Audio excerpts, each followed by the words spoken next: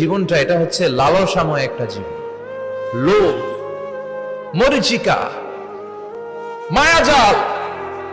এই মায়াজালে আমরা আটকে আছি, ফলে মৃত্যুর কথা আমরা ভুলে গিয়েছি। পাগলের মতো ছুটছি, আরো টাকা লাগবে, আরো খ্যাতি লাগবে, আরো যশ লাগবে, আরো দাপট লাগবে। আমার এত টাকা দিয়ে কি হবে?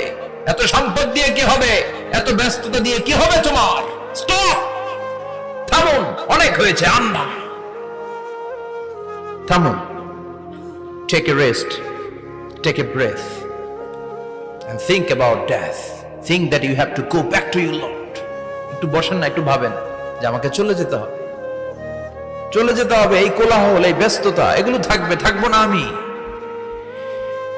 সাইয়েদনা ওমর ফারুক বলেছেন, মুতু ক্বাবলা আন তামুতু, মরার আগে একবার মরো।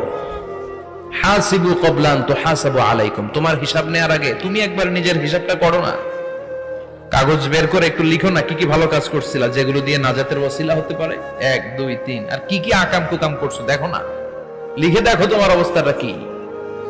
মরার আগে একবার মরো।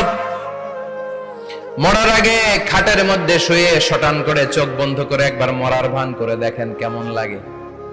চোখটা বন্ধ করেন আর ভাবেন আপনি নাই, কি কি হতে পারে ভাবেন।